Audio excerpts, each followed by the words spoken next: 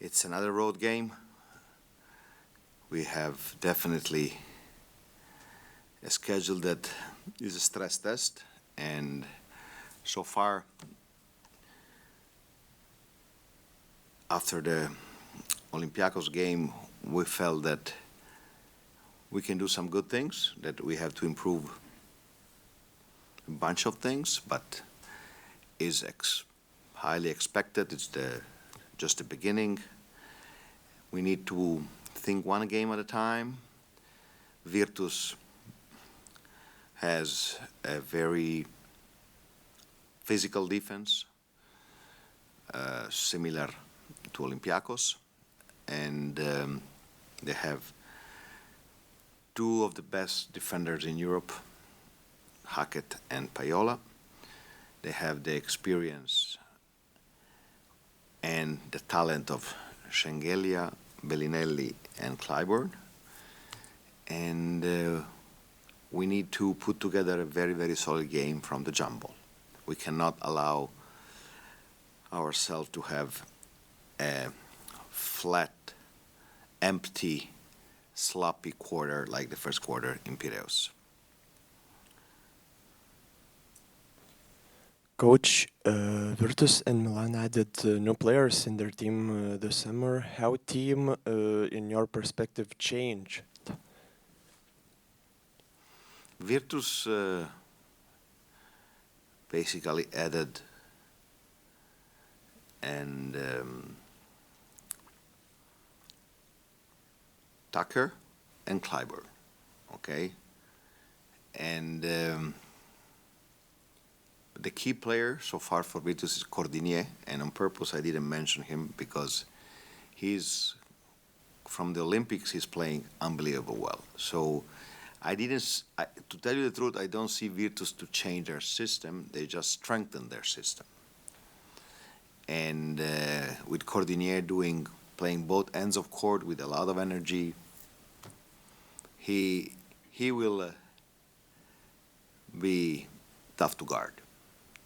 And Milano changed a lot, and but for example, they beat Virtus at home in the Super Cup. So it's the beginning of the season. A lot of ups and downs, a lot of results that you cannot expect, or more than the final result on the scoreboard. The development of the games are a little bit like a roller coaster, and it's every year the same. In the season start, as you mentioned, Cordinier is the main leader in the Virtus team. How are you planning to stop him, and did he surprise you that he is the leader? I love these questions. The thing that I'm going to tell you, first of all, no, I'm joking. You don't stop these players. You try to contain them because they are so good, so talented, so physical that you try to contain them. I always believe that whenever you move all your army to stop one thing, you open the side to a lot of other problems for your defense. So we have to do our best. And long story short, if you win individual matchups, you win the games. If you lose individual matchups, you lose the game. Simple. Simple to say, not simple to do. How is going for Clyburn to figure in the whole Virtus picture with your mention at Schengelia, Cordinier, and others? If Clyburn to me is a passepartout. It's a high-level wing scorer at the 3, at the 4. He won EuroLeague. He scored against any kind of defense. And he's a star of EuroLeague. He's a high-level player. So I always love his game. I always love the way that he has this poker face and knock down shots and make plays. And I think that he's a game changer for sure. And what did you ask for the other player? That's it. Okay. Žalgiris makes 10.5 assists per game. Of course, early early stage, only 2 games, but We have to work on it. We are working on it. We have to work on it. do you miss the better ball movement, or it's more of because the not the best shooting percentages? I miss many things. We can always get better, but I don't believe that after 2 games we can break our head for this. I believe that it's something that every game gives you some things to work on. So it's something. Our creation is poor so far, and we have to work on it.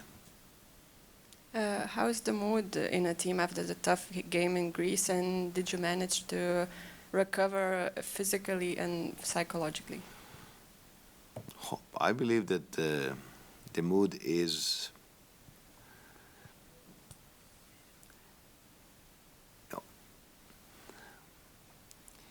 How can you have a bad mood coming from down by 20 and you can have just you miss the win, but I don't believe that we can look in this moment about the mood. What we will do in January when we'll be minus 20 and we are coming from tough road games and maybe tough losses. So it's you have to. So I have always to keep my feet in the reality. Okay, my team responded well. I believe that we did a lot of very good things in Piraeus, more than the bad things we did.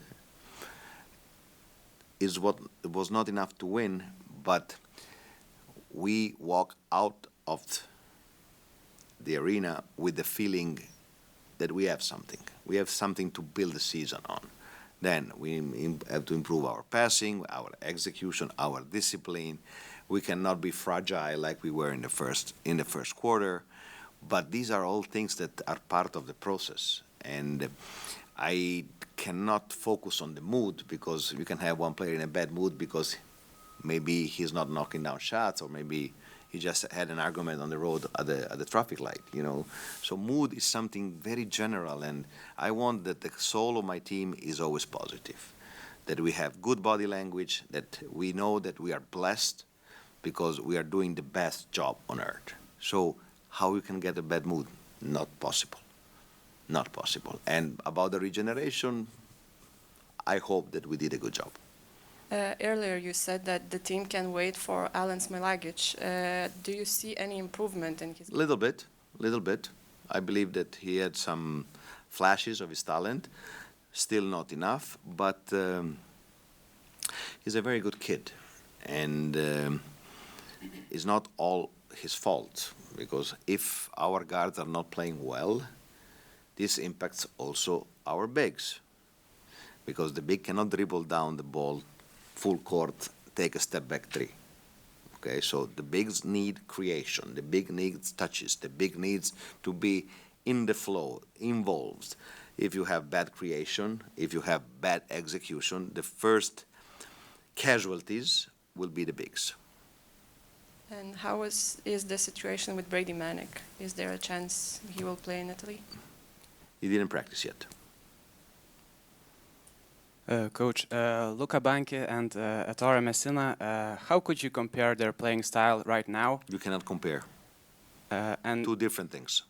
how it differs to prepare for them? You prepare for the first game. And then with what you have left in the tank, you prepare the second game.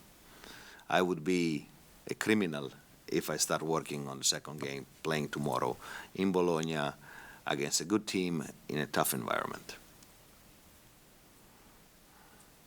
Coach, on your perspective, how much progress do you see in your team play, and how new players in your eyes adapting in this level?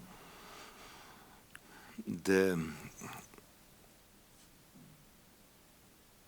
growth of a player is never a linear thing. It's not like this.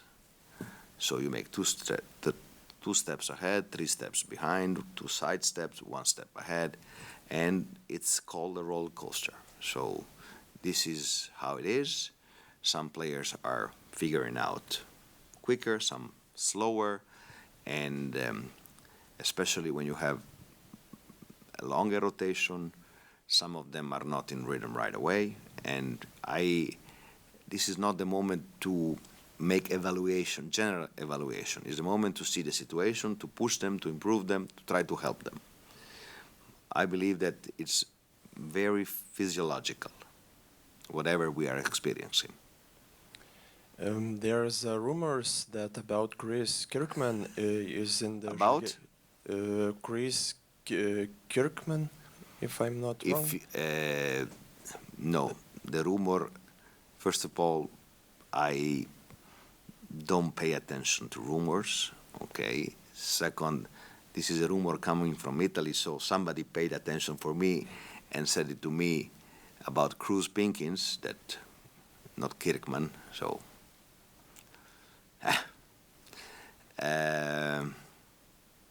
I just laugh. It's unbelievable. Somebody had a good bottle of Chianti, and the morning after, in a hangover, said something that is not even not true. It didn't even come to our mind. First of all, he's a player under contract. He's a very good player, but we are loaded in that position. So I don't know. We should sign a good player to put him driving the bus. We are happy with our driver. So, baloney. Talking about Emporio Armani, want to mention Billy Barron retired from basketball at 33 years old. Sad. Always loved him. What's your memories about him? Because your teams obviously played against the sniper a lot. First of all, that he will remember very well. I lost the title, and he made a layup with 4 steps. It was the final. Which year? Huh? Which year? Oh, 2019, I believe. Yes. And he made a layup with 4 steps, and 3 referees didn't call it. But this was a thing that I will always remember. And but he's a elite shooter. He developed his game. When he came to Europe, he was not a pick and roll player. He always had something in his game. Had great season in EuroLeague, and I will always want to have him on my team. 8 EuroLeague battles on Tuesday. Is there any advice how the fans would not go crazy? Switch off your phone, watch one game at a time. You can enjoy 8 great battles.